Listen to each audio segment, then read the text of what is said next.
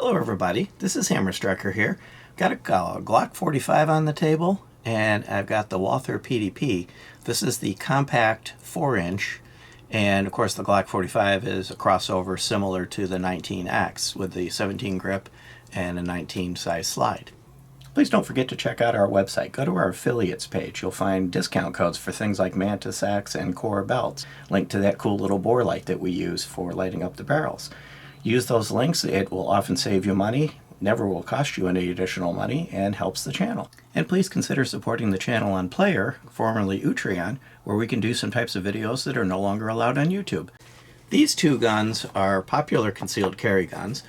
Neither one of these are pocket guns, of course. That's not what these are designed to be.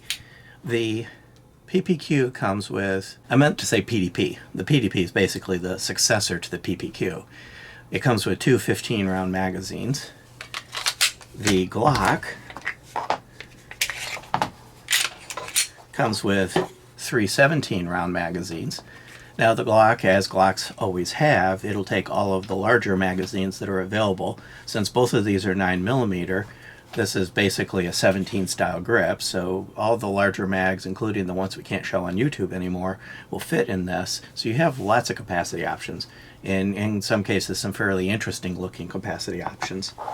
The PDP, I'll probably say PPQ a few times throughout the video because they've been around for so long, but the PDP does have the optional 18-round magazine. It basically has an extender on the bottom of it. But at the moment, as far as I know, 18 is the max capacity available in the PDP. So the PPQ line that this is based on has been around for quite a long time, and really the fundamental difference between the two is that the PDP or the PPQ was kind of stylish. It was kind of rounded. It was kind of elegant. I guess that's a good way to put it. And this is more aggressive, kind of squared off with the serrations, and the texture is different. When they came out with the steel frames on the PPQs, they kind of went to a texture similar to this, and that texture is carried forward into the PDP lineup. One important thing you're going to wonder about the PDP, if you've had any encounter with a PPQ, you're familiar with the awesome trigger. Short, light, real short reset. I let it bounce a little bit. If you're paying attention to it, you can come back right on the wall. And then again, really short. It's crisp, but it's not a heavy wall. But it's a very clean trigger.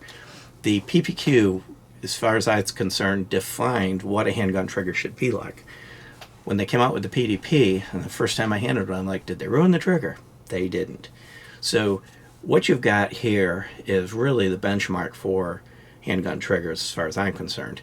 And that trigger on all of the different versions of the PDP seems to carry forward. So this is the trigger to beat. The Glock, I like Glock triggers. You know, it's kind of a defined, a little bit of a crisp wall, a nice break, and a short reset, and it's easy to not bounce a Glock. You're right on the wall, and then again the break. But as much as I like Glock triggers, it can't compete with this. This is the benchmark for triggers. Now, I know you can modify the triggers on Glocks. You can put all kinds of things in. You can do it with the Walthers too. But out of the box, from the manufacturer, the Glock kind of wins in stock capacity by 2 rounds. The PDP absolutely wins when it comes to the trigger. And when you get into ergonomics, I would say that the PDP is going to come ahead. So the Glock does have front and rear serrations. That's something that's kind of new that Glock came out with, kind of starting around the Gen 4 summer specials and carried forward. So they finally got something that a lot of people want, which is the front serrations. Of course, it's got the single slot Picatinny rail, which isn't a problem because it's been around so long, all the manufacturers have adapted to it.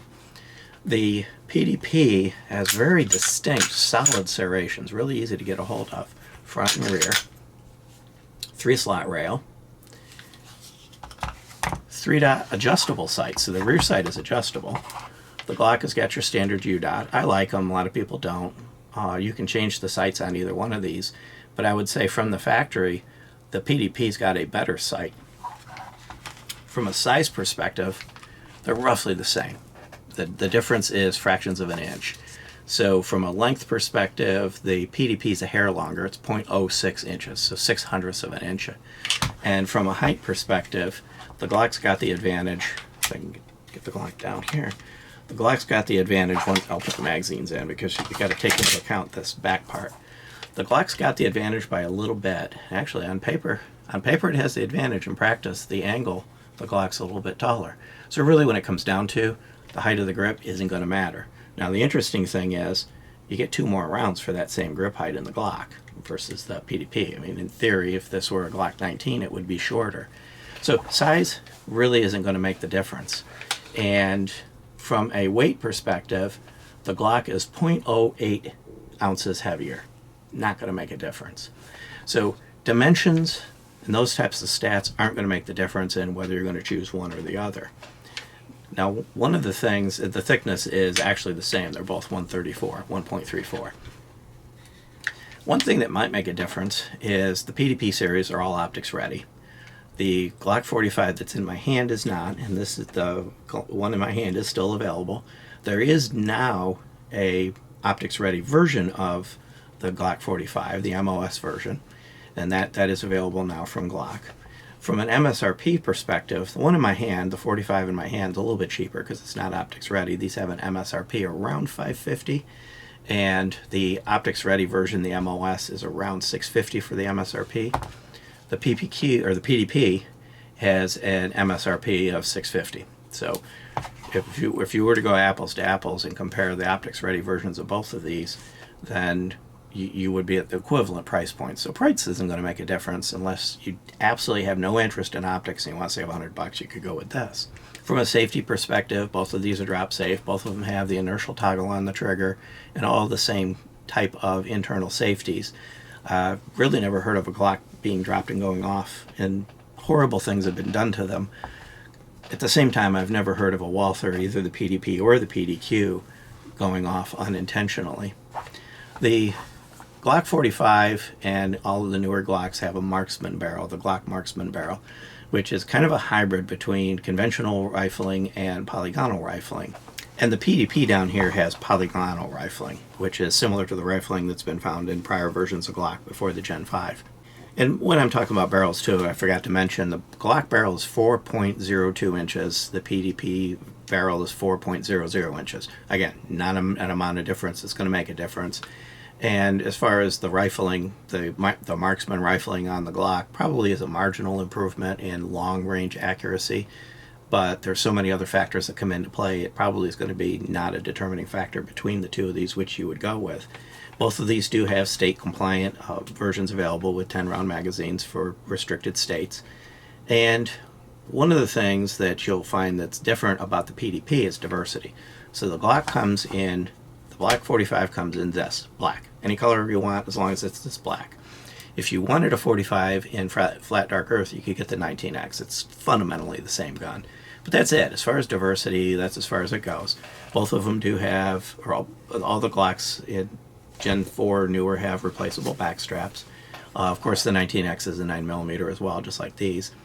The Glock, one of the back straps is the frame. So basically, with no back strap is the smallest this frame gets. And then you can add a medium or a large back strap to make it bigger. PDP also has replaceable back straps. There is no frame only, so you put one of the back straps on it. This one here happens to be the large back strap, but the back straps do come with it. But there's a little more diversity than that. You can get the PDP F series, where the overall grip is smaller in diameter.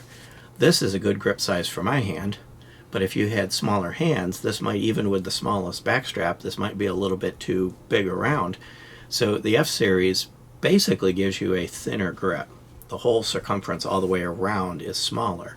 And then it still has back straps, so you can adjust it a little bit. So if the Glocks are just too big for your hand, and the original PPQs and this PDP are too big for your hand, the F series gives you that ability to have a little bit smaller overall grip to fit. The PDP, like the PPQ, has a more standard grip angle. The Glock has basically what's kind of become known as the Glock grip angle, and it either works for you or doesn't. So if you pick up a Glock, I can pick up a Glock, bring it up, and it comes right up, lined up, ready to go. It fits me. Other people will then have to bring it up and then just have to do, you know, kind of an adjustment. This is more consistent with every other gun that's out there. So your transition to a PDP is going to be smoother between most of the other guns that are out there. The F-Series, by the way, comes in several different sizes just like this. The grip is also more contoured. It doesn't have the finger grooves, but it's kind of got some contours here. If you kind of get the light playing on it, you can start to see the little bit of bumps. It's the little swells throughout here. And what that does is it kind of gives you a way to get a hold of it and keep your fingers from sliding up and down, but without necessarily being dedicated finger grooves that force you into a certain finger size. You kind of don't notice them until you grab a hold of it, and then it's just easy to hold on to. There's some texture here. The texture is on both sides. So it's really easy to comfortably get a hold of this and hold on to it. Now on the Glock, prior generations have finger grooves. The Gen 5s and newer don't. But this texture is kind of the standard flat texture for a Glock. Kind of a serration on the magazine release. And this has that texture on the magazine release as well. Also has it on the front of the trigger guard. Glock's front of the trigger guard has a little bit of texture, but it's almost not noticeable. The magazine releases are reversible on both of these. Both of these prove to be easy to shoot well. It's just a matter of the ergonomics fitting in your hand. Both of these have proven to be reliable. Oh, I kind of got a little distracted. I was talking about diversity. There's a number of different sizes of this. There's a 4-inch, which is what you're looking at. There's a 4.5. There is larger grips. There's different colors. They come in gray. They come in flat dark earth. So there's a dozen or more variations of the PDP available. And as I was mentioning earlier, this is what you see is what you get with the Glock. PDP even comes in a steel frame version, just like the original PPQ did. And the PPQ steel frame was an awesome gun, so I have to imagine the PDP is equally good. Now it's going to come down to which should you buy, and then which would I buy. Well, I carry Glocks. I carry Glock 26. I carry Glock 42. I would continue to carry my Glocks if I were looking for a carry for me personally, simply for that consistency in the trigger and operating of them and the grip angle. I'm used to it. So I'm coming in with a history of Glock and would continue to carry Glock simply because of that history and that consistency. If I didn't have a history with Glock and they had this in a Glock 26 size gun, a subcompact pocket size gun, I actually think the Walther's a better gun. Overall, I think the Walther's a better gun. The lack of the 26 size and my history with Glock kind of keeps me from picking this up as a concealed carry. But in all reality, I think this is a better choice. So if you're shopping new and you're coming into this and you don't have that Glock history or need that consistency between super deep conceal and out hunting, really give the Walther a serious consideration. Similar in price, again, unless you buy the basic non-optic ready version of the 45, they're the same basic price. And overall, the ergonomics, the features, and the trigger on the Walther kind of beat the Glock. Glock's got to step up their game with guns like this out there in the wild. Beyond that, if you like our videos, please give us a thumbs up, share, subscribe, click that bell up there to be notified if you do. Check us out on Facebook, Instagram, Player, Rumble. We're pretty much everywhere. And thank you.